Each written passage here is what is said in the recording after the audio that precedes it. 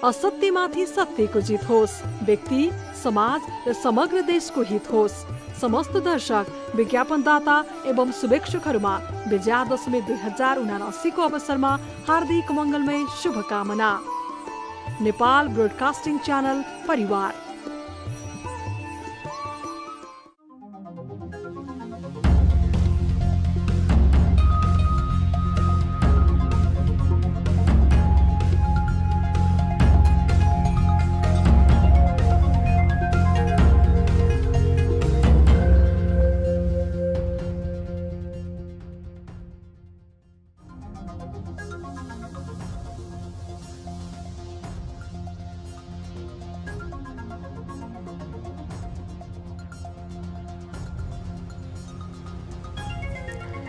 नमस्कार, यो हो न्यूज 24 टेलिभिजन। बेलुका 8 बजेको न्यूज बुलेटिनमा स्वागत छ। सिङ्गो देश दशैंको रमझममा रमाएको छ। नेपालीहरूको मुख्य चाड दशैंको रौनक घर घरमा छ। दशैं असत्यमाथि सत्यको जित, धार्मिक मान्यता र विश्वास यही हो। महिषासुर दानवले संसारमा आतंक मच्चाएपछि दुर्गा भवानीले राक्षसहरूलाई मारेकी थिइन्। महिषासुर दानवको असत्यलाई दुर्गा भवानीले हराएकोले दशैंलाई असत्यमाथि सत्यको जित भनिएको धार्मिक विश्वास छ। आधुनिक विश्वमा धर्मग्रन्थहरूमा चित्रण भएको भौतिक स्वरूपमा अनुहारमा राक्षसहरू देखिँदैनन्, तर राक्षसी प्रवृत्ति भने जतासुकै छताछुल्ल छ। वन जोगाउने हुर्काउने भनेर पढेर डिएफओ बनेकाहरूबाटै जंगल विनाश हुन्छ। गुणस्तरीय बाटो, पुल पुलेसा वा घर बनाउने भनेर लाखौं खर्च गरेर उत्पादित इन्जिनियरहरू कमसल काम गर्छन्। बिरामीको सेवा गर्नुपर्ने डाक्टर पैसाको पछि लागेर निजी क्लिनिकतिर दौडिन्छन्। जनताका सेवक भन्ने नेताहरूले जनताको भावना बुझ्दैनन्। राजनीतिक गर्ने दलहरूले जनताका समस्या बोक्दैनन्। सत्ता र शक्तिको दम्ब लिएर दल र नेताहरू बाँचेका छन्। यी सबै दानवी प्रवृत्ति हुन्। देश चलाउने राजनीतिले नै हो। राजनीति नीतिको पनि नीति र राजनीति चलाउने नेताहरूले हुन्। तर उनीहरूमा भएको दानवी प्रवृत्तिको अन्त्य भने जरुरी छ। नेपालीलाई समृद्धिको सपना बाँडेको धेरै भइसक्यो, तर खोइ काम गरेको नतिजा अब चाहियो हो। तपाई नेताजीहरूले आफूलाई सुधार्नुपर्छ। दलहरूले पनि आफूलाई परिमार्जन गर्नै पर्छ। यो देश तपाईहरूको परिवारका लागि एकै पटक वा पालो सांसद र मन्त्री बन्ने वीरता बन्ने होइन है। आफै सुध्रिनुहोस्। दशैंको अवसरमा हाम्रो तर्फबाट यही नै छ कामना। तर नसुध्रिएमा असत्यमाथि सत्यको जितका लागि दुर्गा भवानीहरूको जन्म भने हुने निश्चित छ। अब न्यूज बुलेटिनका हेडलाइन्स। विजया दशमी मान्यजनबाट टीका तथा आशीर्वाद ग्रहण गरी मनाइयो। राष्ट्रपतिले समेत लगाइन् सर्वसाधारणलाई टीका।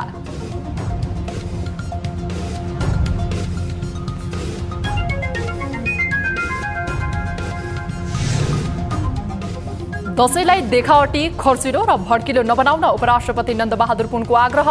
सामाजिक सद्भाव कायम राख्न सबैले अग्रसरता देखाउनु पर्नेमा जोड।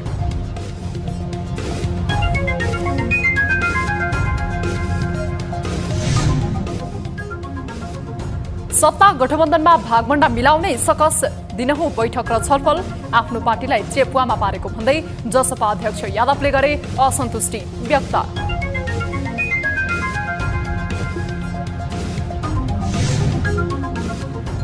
एएफसी अन्डर 17 एसियन कप सनरको पहिलो खेलमा थाइल्याण्ड विजयी। नेपाल 3-0 गोल अन्तरले पराजित।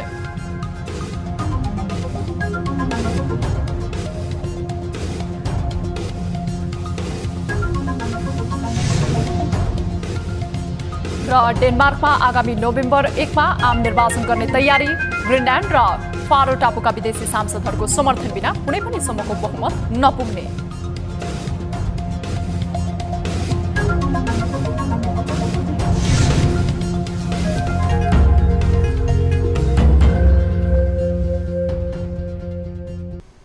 हामी निरन्तर न्यूजमा छौं। बुधबार दशमी अर्थात् हिन्दू नेपालीहरूको महान चाड बडा दशैं मान्यजनहरूबाट टीका र आशीर्वाद ग्रहण गरी मनाइएको छ। घरमा विधिपूर्वक राखिएको जमरा र टीका देवी दुर्गालाई चढाई मान्यजनको हातबाट टीका तथा आशीर्वाद लिने चलन छ। बुधबार बिहान 11:51 को उत्तम साइत हेरेर सर्वसाधारणले टीका तथा जमरा ग्रहण गरेका छन्। यद्यपि दिनभर टीका ग्रहण गर्न साइत हेर्नु नपर्ने नेपाल पञ्चाङ्ग समितिले जनाएको छ। घरमा विधिपूर्वक राखिएको जमरा र टीका देवी दुर्गालाई चढाएपछि पूर्ण खडाको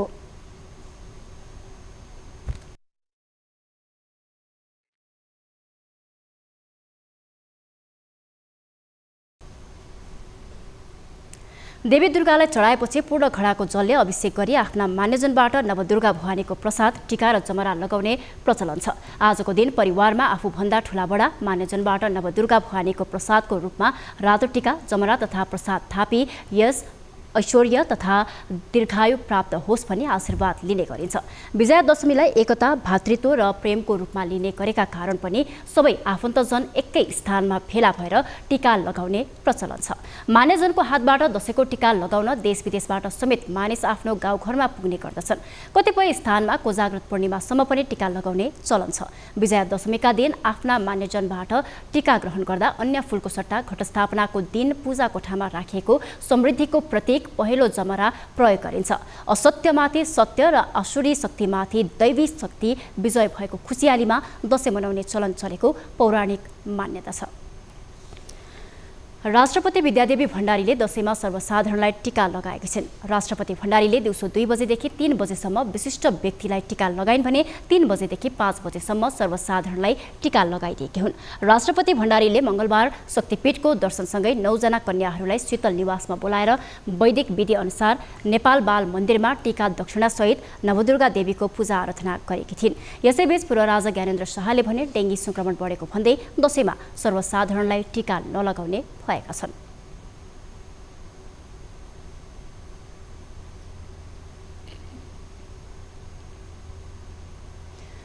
उपराष्ट्रपति नन्दबहादुर पुनले दशैंलाई देखावटी खर्चिलो र भड्किलो नबनाउन आग्रह गरेका छन्।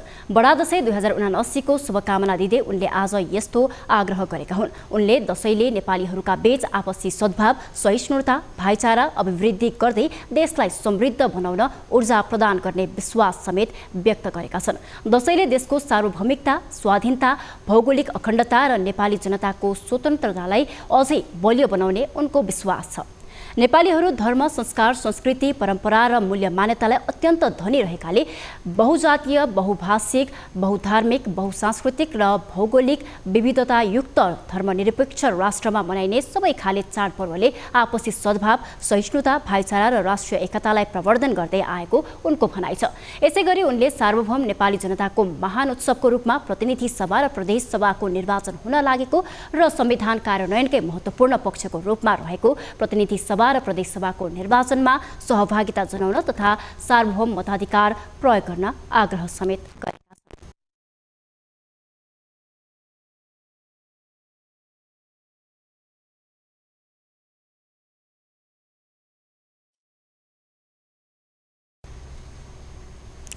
नेकपा माओवादी केन्द्रका अध्यक्ष पुष्पकमल दाहालले छोरी बुहारी र नाति नातिनालाई दशैंको टीका लगाइदिएका छन्। दाहालले खुमलटार स्थित निवासमा छोरी बुहारी नाति नातिनालाई दशैंको टीका लगाइदिएका छन्। शान्ति प्रक्रियापछि केही वर्ष दशैंको टीका नलगाएका दाहालले त्यसको केही समयपछि भने दशैंमा टीका लगाउन थालेका छन्। तर दाहाल पत्नी सीता दाहाल बिरामी भएका कारण दशैंको टीकाको दिन देखिएकी छैन। दाहालले पूर्वमन्त्री समेत रहेकी बुहारी बिना मगर छोरीहरू भरतपुर महानगरपालिकाकी मेयर रेणु दाहाल र सोखिया सचिव रहेकी गंगा दाहाल सहित नाति नातिनालाई दशैंको टीका लगाइदिएका हुन्।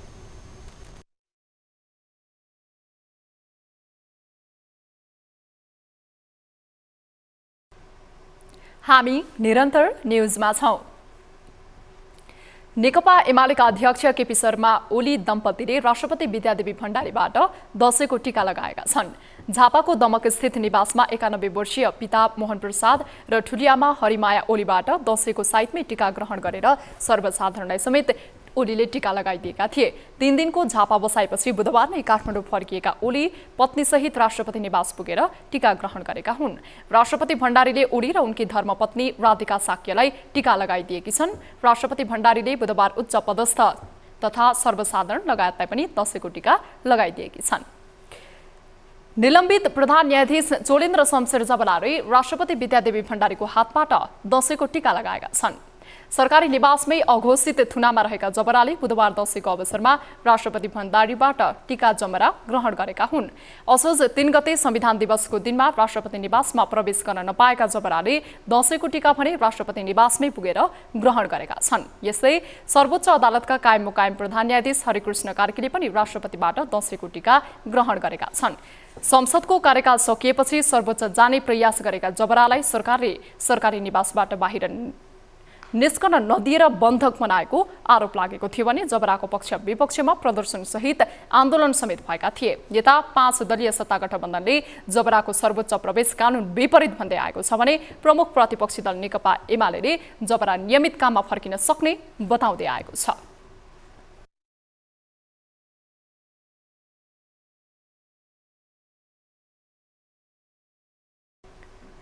प्रधानमन्त्री समेत रहेका कांग्रेस सभापति शेरबहादुर देउवाले दशैंको टीका ग्रहण गरेनन्। भातृशोकमा परेका उनले यस वर्षको दशैंको टीका नलगाएको र अन्यलाई पनि नलगाइदिएको देउवाका स्वकीय सचिव भानु देउवाले बताएका छन्। देउवाका भाइ प्रेम बहादुर देउवाको निधन भएको 1 वर्ष नपुगेकोले भातृशोक मनाउन देउवाले परिवारका अन्य सदस्यलाई पनि टीका नलगाइदिएका हुन्।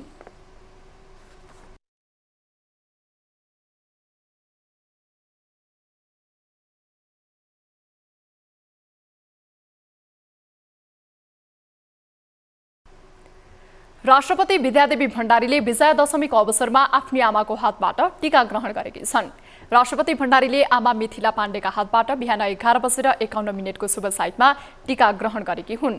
राष्ट्रपति भण्डारीले राष्ट्रपति कार्यालय शीतल निवासमा आमाबाट विजयादशमीको टीका र जमराका साथै आशीर्वाद ग्रहण गरेकी हुन्। त्यसैगरी राष्ट्रपति भण्डारीले बुधबार हनुमान ढोकाका मूल पुजारी देवराज अर्यालबाट पनि टीका ग्रहण गरेकी छन्। सो अवसरमा राष्ट्रपति भण्डारीलाई विभिन्न शक्तिपीठका गुरुले प्रसाद प्रदान गरेका थिए। राष्ट्रपति भण्डारीले पनि परिवारका सदस्यलाई टीका लगाइदिएकी छन्। त्यसैगरी प्रधानमन्त्री शेरबहादुर देउवाले पनि यस वर्ष दशैंको टीका लगाएका छैनन्। भातृशोकका कारण उनले यस वर्ष टीका नलगाएका हुन्। उता पूर्व प्रधानमन्त्री तथा जनता समाजवादी पार्टीका नेता डाक्टर बाबुराम भट्टराईले विजयादशमीको टीका लगाएका छन्। उनले 93 वर्षका बुबा भोजप्रसाद भट्टराईबाट टीका लगाएको तस्बिर सामाजिक सञ्जालमा पोस्ट गरेका छन्। भट्टराई सहित सपरिवारले टीका जमरा ग्रहण गरेका छन्। देशका केही ठाउँमा ठूलो वर्षा भएको छ। बागमती, गण्डकी र लुम्बिनी प्रदेशका केही ठाउँमा गैरातीदेखि नै ठूलो वर्षा जारी छ। अन्य ठाउँमा भने हल्कादेखि मध्यम खालको वर्षा भइरहेको छ। बागमती, गण्डकी र लुम्बिनी प्रदेशका केही ठाउँमा आज दिउँसो अति ठूलो वर्षा भएको थियो। त्यस्तै राते सुदूरपश्चिम प्रदेश, कर्णाली प्रदेशका केही तथा लुम्बिनी प्रदेशको थोरै ठाउँमा अत्याधिक वर्षा हुने अनुमान रहेको मौसमविदले बताएका छन्। अस्ति बेलुका पूर्वी क्षेत्रबाट सुरु भएको पानी पर्ने क्रम मध्यपश्चिम हुँदै पश्चिमी क्षेत्रमा पुग्दै गएको छ। बिहीबार राति पनि देशैभर बदली भई पानी पर्ने सम्भावना रहेको मौसमविदले बताएका छन्। मौसमविदका अनुसार भोलि कर्णाली र सुदूरपश्चिम प्रदेशमा अति ठूलो पानी पर्ने सम्भावना छ। लगातारको वर्षाका कारण खोला तथा नदीमा बाढी आउने र सडकहरू पनि बन्द हुन सक्ने मौसमविदले चेतावनी दिएका छन्। यस्तै यस वर्षको दशैं वर्षामय हुने भन्दै सतर्क रहन विज्ञहरूले यसअघि नै सुझाव दिइसकेका छन्। विज्ञहरूले टीका लगाउन जाँदा खहरे खोला नालाहरूमा सावधानी अपनाउन समेत आग्रह गरेका छन्। नेपालमा दक्षिण पश्चिम बंगालको खाडीमा बनेको न्यून चापीय क्षेत्रको प्रभाव परेको छ। त्यसैको असरले अत्याधिक वर्षा भइरहेको हो। मंसिर 4 गतेका लागि तय प्रदेश र प्रतिनिधि सभाको निर्वाचनको सिट बाँडफाँड गर्न सत्ता गठबन्धनको बैठक बालुटारमा जारी छ। प्रधानमन्त्रीको सरकारी निवास बालुटारमा सिट बाँडफाँडलाई अन्तिम टुङ्गोमा पुर्याउने भन्दै गठबन्धन दलका शीर्ष नेताहरू छलफलमा जुटेका छन्। निर्वाचन आयोगले असोज 23 गतेका लागि मनोनयनको समय तोकेसँगै गठबन्धन दलहरू सिट बाँडफाँड टुङ्ग्याउन भन्दै निरन्तर रूपमा छलफलमा जुट्न थालेका हुन्। तर गठबन्धन दल जनता समाजवादी र एकीकृत समाजवादीले सिट बाँडफाँडमा अन्याय भएको भन्दै असन्तुष्टि व्यक्त गर्न थालेपछि सहमति जुट्न सकेको छैन। अहिलेसम्मको छलफल अनुसार नेपाली कांग्रेसले 85 र माओवादी केन्द्रले 44 सिट पाउने देखिएको छ। यस्तै एकीकृत समाजवादीले 18, जसपाले 16 र राष्ट्रिय जनमोर्चाले 2 सिट पाउने देखिन्छ। बैठकमा देउवा सहित माओवादी केन्द्रका अध्यक्ष पुष्पकमल दाहाल, एकीकृत समाजवादीका अध्यक्ष माधव कुमार नेपाल, जनता समाजवादीका अध्यक्ष उपेन्द्र यादव र जनमोर्चाकी उपाध्यक्ष दुर्गा पौडेल सहभागी छन्। जुम्लामा मुख्य निर्वाचन अधिकृतको कार्यालय स्थापना गरिएको छ। आगामी मङ्सिर 4 गते हुने प्रतिनिधि सभा र प्रदेशसभा निर्वाचनका लागि सदरमुकाम खलङ्गामा मुख्य निर्वाचन अधिकृतको कार्यालय स्थापना गरिएको हो। जुम्लाको चन्द्रनाथ नगरपालिकामा रहेको जिल्ला अदालत जुम्लामा मुख्य निर्वाचन अधिकृतको कार्यालय स्थापना गरिएको जिल्ला निर्वाचन कार्यालय जुम्लाका निमित्त कार्यालय प्रमुख अभिनन्द चौलगाईले जानकारी दिएका छन्। प्रतिनिधि सभाका लागि एउटा मात्र निर्वाचन क्षेत्र रहेको जुम्लामा मुख्य निर्वाचन अधिकृतको कार्यालयले प्रदेशसभा क र ख हेर्ने गरी सो कार्यालय स्थापना गरिएको निर्वाचन कार्यालय जुम्लाले जनाएको छ। जुम्ला जिल्लामा 68,828 मतदाता रहेका छन्। यीमध्ये महिला 33,504 जना रहेका छन्। न्युजहरू अझै बाँकी नै छन्। अब पालो ब्रेकको।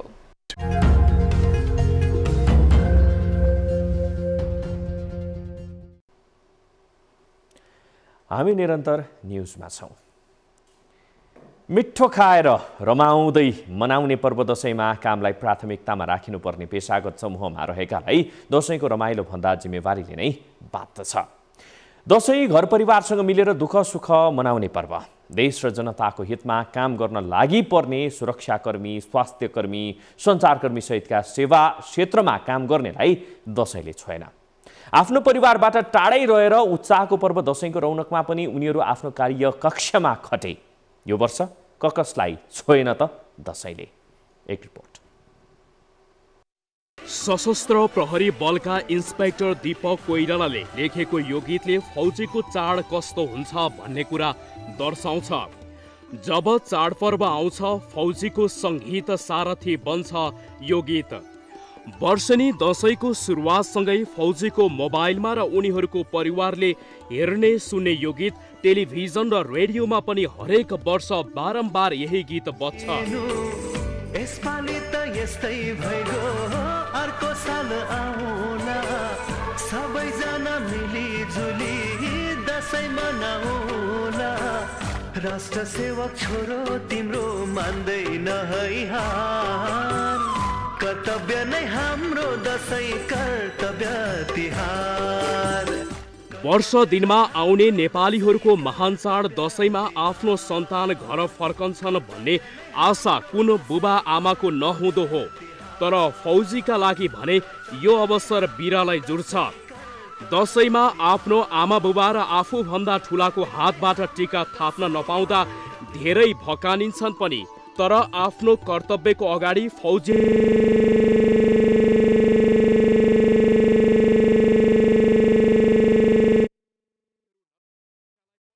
प्राथमिकतामा राखेर दिनरात नभनी आफ्नो कर्तव्य निर्वाह गर्न नतमस्तक बन्छन्। हामी पनि मान्छे न हो, हाम्रो पनि मन छ।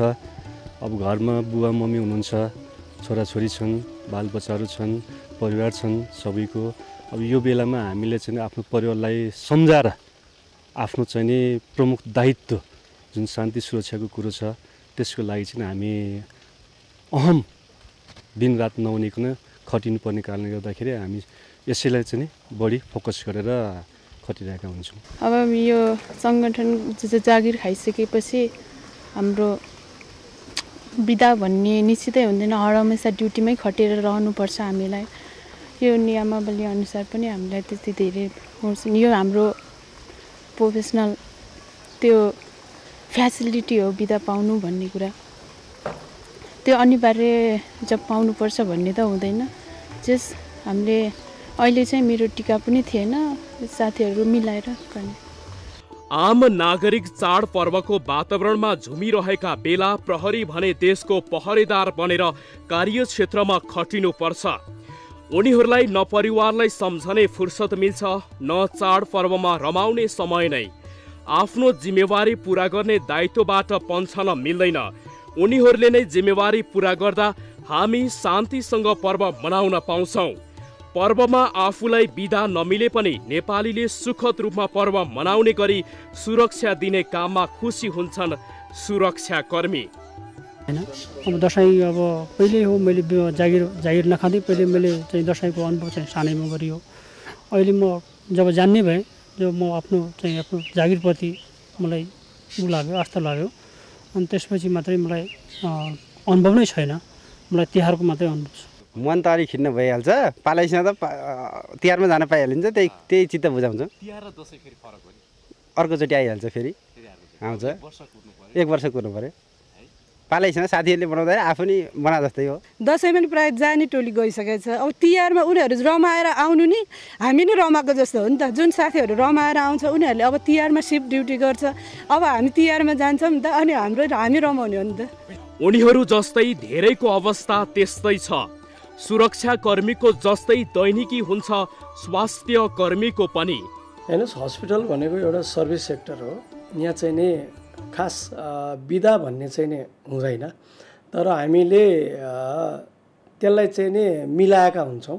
सबैले चाहिँ नि त्यो चाडपर्व मनाउनु पनि पर्ने र एकातिर बिरामीको सेवा पनि गर्नुपर्ने र बिरामीलाई चाहिँ नि समयमै उचित उपचार दिएर डिस्चार्ज गर्ने अथवा चाहिँ निको पारेर घर पठाउने एउटा हामीलाई पनि चटारो हुन्छ। आफ्नो खुसीलाई आफै भित्र सीमित राखी बिरामीको सेवामा जुट्छन् उनीहरू। चाड पर्वका बेला सूचना प्रवाह गर्ने सञ्चारकर्मीको दसैँ पनि त्यति रमाइलो हुँदैन। साथीहरूसँग आलो पालोबाट बिदा मिलाउँदा धेरैले कार्यक्षेत्र छोड्न पाउँदैनन्। मुख्य चाड दसैँमा परिवारसँगको मिलनबाट टाढा भए पनि काममै रमाइरहेका हुन्छन् सञ्चारकर्मी पनि। कतिपय साथीहरू यसो सेड्युल मिलाएर कहिलेकाहीँ बिदामा बस्ने एउटा हाम्रो आफ्नो आन्तरिक व्यवस्थापन त छँदैछ भने यो अब अफिसलाई नै खाली राख्ने या हाम्रो टेलिभिजनलाई प्रसारण नै बन्द गर्ने कुरा त आउँदैन। हामीले के भइरहेको छ, कस्तो भइरहेको छ देश दुनियाँमा, अझै यो चाडपर्व मनाइरहँदा कहाँ कसरी चाडपर्व मनाइयो, यो सञ्चारलाई प्रवाह गर्नु हाम्रो प्रमुख दायित्व हो। म चाहिँ एकदम धेरै खुसी छु, किनकि हाम्रो काम हो, हाम्रो कर्तव्य हो, हामी चाहिँ सूचना प्रवाह गर्नमा यसरी खटिनुमै मलाई चाहिँ एकदम धेरै आनन्द लाग्छ। म चाहिँ खास गरी बिहान आफ्नो घरमा दसैँ मनाएर आएको र अहिले कार्यालयमा बिहान अघि 3 बजे आइपुगेँ र अब बेलुकासम्म म ड्युटी गरेर फर्किन्छु। यसमै आनन्द छ मलाई। हाम्रो लागि भनेको चाहिँ हैन अब पालो पालो गरेर दसैँ मनाउनु पर्छ नि त हैन। अब टाढा घर जानेहरूलाई हामीले पालो दिनु पर्यो हैन। त्यो कारणले गर्दा चाहिँ अब मेरो केसमा चाहिँ हैन अब मैले चाहिँ ठिकै छ बिदा नभए पनि अरू साथीहरूले बिदा पाउनुहुन्छ भन्ने हिसाबले म आएँ हैन। त्यसमा पनि मलाई के लाग्छ भन्दाखेरि मैले विगतको वर्षहरूमा चाहिँ मेरो फ्यामिलीसँग दसैँ मनाएँ हैन। अब यो पालि अफिसको फ्यामिलीसँग दसैँ मनाएँ हैन। डेङ्गी संक्रमणको बीच मनाइएको नेपालीहरूको महान चाड दसैँले सबैमा हर्ष उल्लास र समृद्धि ल्याउन सकोस्, शुभकामना। न्युज 24 टेलिभिजनका लागि क्यामेरामा अशोक मानन्दरका साथमा टिभी जर्नलिस्ट समीर जोशी, काठ। राप्रपा र जनतान्त्रिक तराई मुक्ति मोर्चा जतमुमो बीच एकता भएको छ। जनता तराई मुक्ति मोर्चाका राष्ट्रिय अध्यक्ष डाक्टर मनोज कुमार झा र राप्रपाका वरिष्ठ उपाध्यक्ष बुद्धिमान तामाङ बीच एकताको सहमति पत्रमा हस्ताक्षर भएको हो। एकतामा विभिन्न 9 बुँदे सहमति गरिएको छ। 9 बुँदे सहमति गर्दै जतमुमो समाहित भएको राप्रपा प्रवक्ता मोहन श्रेष्ठले जानकारी दिए।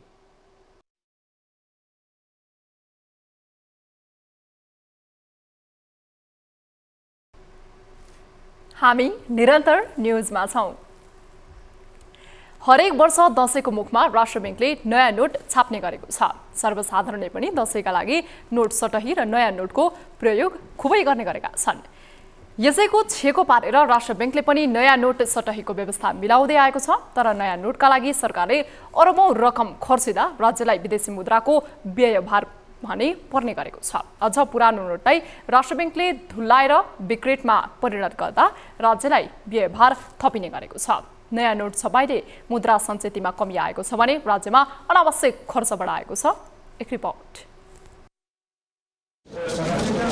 हरेक वर्ष जस्तै यो वर्ष पनि नेपालीहरूको महान चाड बडा दशैंलाई लक्षित गर्दै नेपाल राष्ट्र ब्याङ्कले नयाँ नोट वितरणको व्यवस्था मिलाइसकेको छ। राष्ट्र ब्याङ्कले भदौ 29 गतेदेखि नै सर्वसाधारणलाई नयाँ नोट सटहीको व्यवस्था मिलाइसकेको हो। वाणिज्य ब्याङ्कहरूले पनि असोज 2 गतेदेखि काठमाडौँ उपत्यकाभित्रका कम्तीमा 5 वटा शाखाबाट नयाँ नोट सटही गरिरहेका छन्।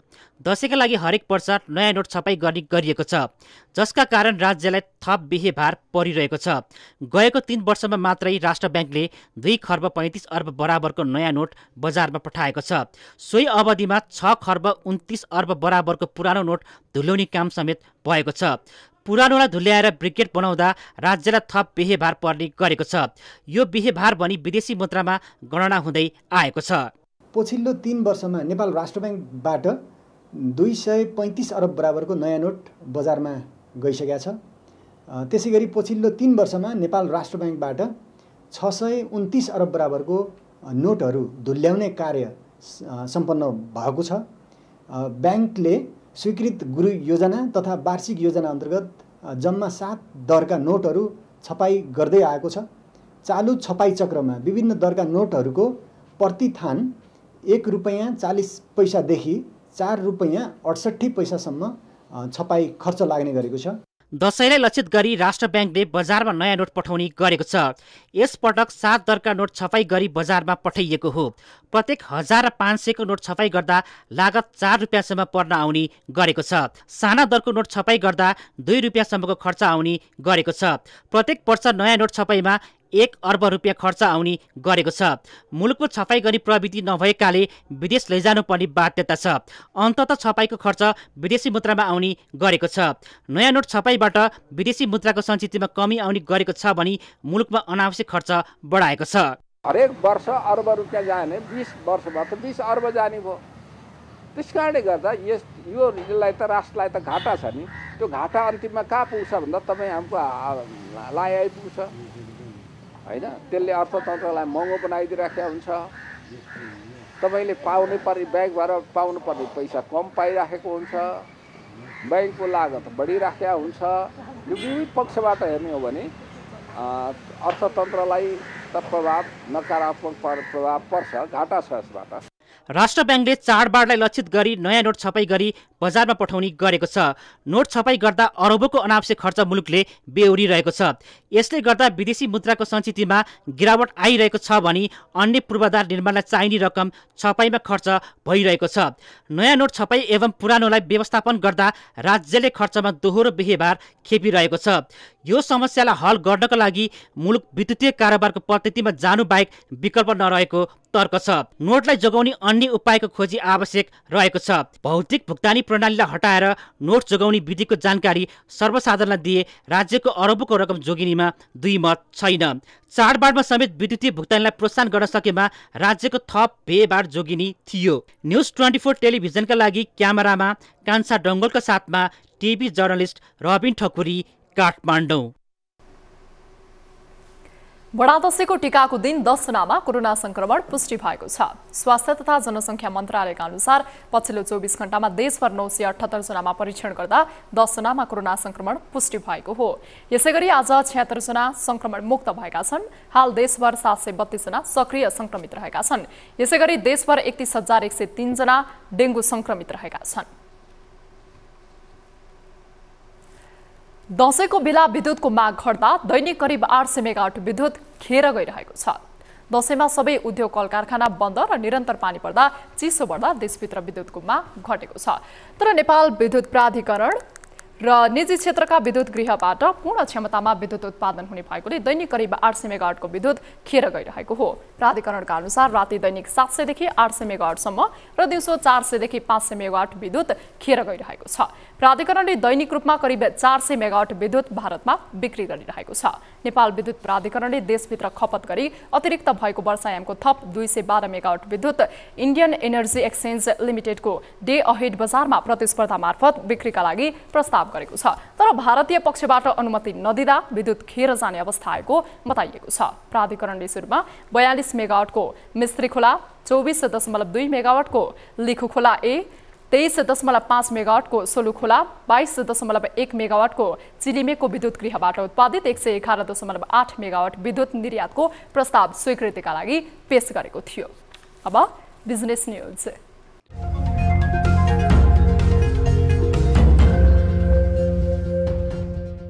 चालु आर्थिक वर्ष 2079-80 को 2 महिनामा विदेशबाट 1,03,32,000 रुपैयाँको तास भित्रिएको छ। भन्सार विभागले सार्वजनिक गरेको तथ्याङ्क अनुसार साउन र भदौको अवधिमा उक्त मूल्य बराबरको तास भित्रिएको हो। विभागका अनुसार यस अवधिमा उक्त मूल्य बराबरको 6,78,000 वटा तास भित्रिएको छ। यस बापत आयातकर्ताले राज्यलाई 74,66,000 रुपैयाँ बराबरको भन्सार राजस्व बुझाएका छन्। सरकारले विदेशी मुद्राको सञ्चिति जोगाउन भन्दै यही वर्षको वैशाखदेखि तास आयात प्रतिबन्ध लगाएको थियो। तर पछिल्लो पटक प्रतिबन्ध लगाइएका मध्ये 6 वस्तुको आयात खुलाउँदा तासको आयात समेत खुलाइएको थियो। यससँगै नेपालमा तास आयात बढ्न थालेको हो। नेपाल भित्रिएका सबै तास उत्तरी छिमेकी मुलुक चीनबाट भित्रिएको छ। नेपालमा हेलिकप्टर र त्यसको पार्ट पूर्जा आयात चालु आर्थिक वर्ष 2079-80 सुरु भएसँगै बढ्न थालेको छ।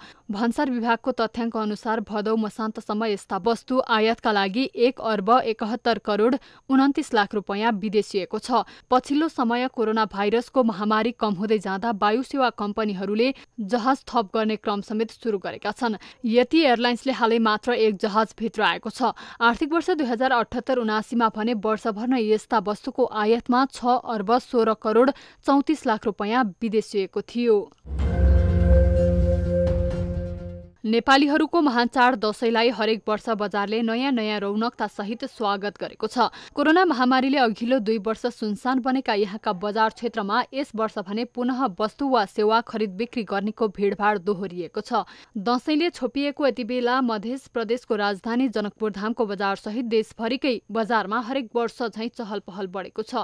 किराना सामानदेखि लत्ता कपडा, गरगहना, सवारी साधन, माछा मासु, मदिरा, हल्का पेय पदार्थ, मोबाइल, टेलिभिजन, कपडा धुने मेसिन, फ्रिज लगायत विद्युतीय उपकरणका पसलहरूमा किनमेल गर्नेहरूको भीड अत्याधिक देखिएको हो। वस्तुका अतिरिक्त सेवा क्षेत्रमा सार्वजनिक सवारी साधन, होटल, रेस्टुरेन्ट, एयरलाइन्सको व्यापारमा पनि बढोत्तरी देखिएको छ। दशैं, तिहार र छठलाई केन्द्रित गरेर विक्रेता तथा सेवा प्रदायकले विभिन्न छुटका कार्यक्रमहरू सार्वजनिक गरिरहेका छन्। उपभोगमा आधारित हाम्रो अर्थतन्त्रमा कुल उपभोगको 1/3 दशैंमा उपभोग हुने अनुमान गरिन्छ। यसले बजारमा बहार ल्याउने र अर्थतन्त्रलाई चलायमान बनाउन मद्दत गर्ने अर्थशास्त्रका विज्ञहरू बताउँछन्।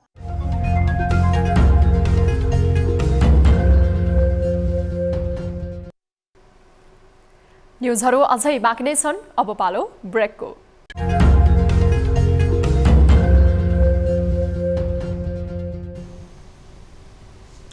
हामी निरन्तर न्युजमा छौँ।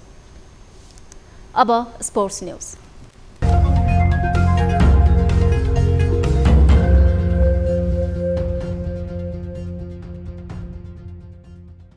एएफसी अन्डर 17 एसियन कप छनौटको पहिलो खेलमा नेपाल पराजित भएको छ। भियतनामको फुथो स्थित भियत 3 स्टेडियममा बुधबार भएको खेलमा नेपाल बलियो टोली थाइल्याण्डसँग 3-0 गोल अन्तरले पराजित भएको हो। जितसँगै छनौटमा समूह एफमा रहेको थाइल्याण्डले 3 अङ्क जोडेको छ। यस समूहमा नेपालसँगै थाइल्याण्ड, भियतनाम र चाइनिज ताइपेई छन्। छनौट अन्तर्गत अब नेपालले शुक्रबार आयोजक भियतनामसँग खेल्नेछ। यस्तै नेपालले आइतबार चाइनिज ताइपेईसँग खेल्नेछ। छनौटको समूह विजेता एसियन कपमा छनौट हुनेछ। यस्तै उपविजेता हुने उत्कृष्ट 6 टोलीले समेत एसियन कप खेल्नेछन्।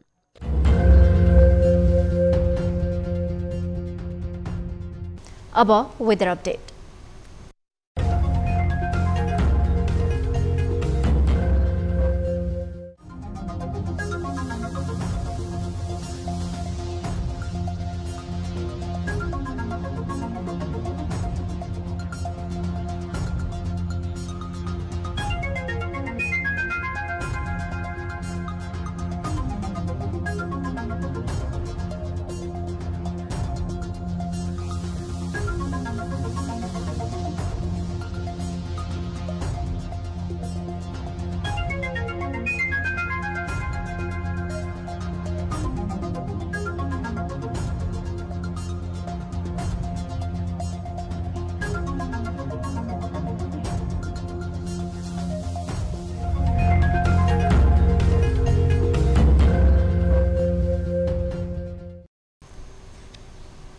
अब न्युज बुलेटिनको अन्त्यमा पुनः हेडलाइन्स।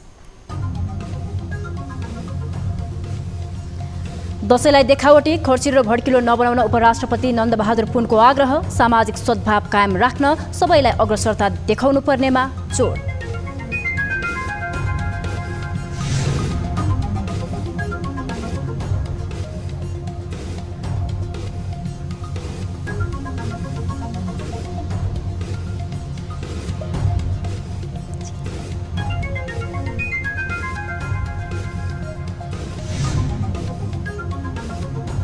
सत्ता गठबन्धनमा भागवण्डा मिलाउनै सकस, दिनहुँ बैठक र छलफल, आफ्नो पार्टीलाई चेपुवामा पारेको भन्दै जसपा अध्यक्ष यादवले गरे असन्तुष्टि व्यक्त।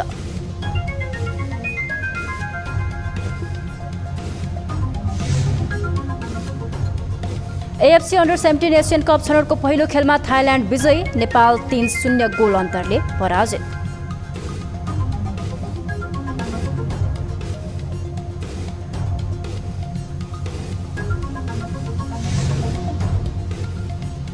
र डेनमार्कमा आगामी नोभेम्बर 1 मा आम निर्वाचन गर्ने तयारी, ग्रिनल्यान्ड र फारो टापुका विदेशी सांसदहरूको समर्थन बिना कुनै पनि समूहको बहुमत नपुग्ने।